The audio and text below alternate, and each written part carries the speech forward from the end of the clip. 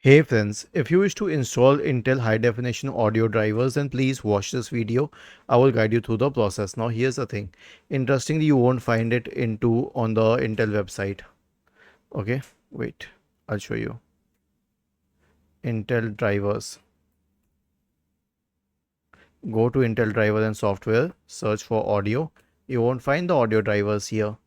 So here's my suggestion. Simply right click on the start button. Select settings from the menu, go to the Windows Update tab on the list on the left hand side. In the right pane, select advanced options, select optional updates, install all the optional updates, return to the Windows Update page and click on check for updates or install all. Let all the updates install each and every one of them. Was this helpful? If yes, then please subscribe to the channel. If not, then let us know in the comment section of the video on how we could help you further.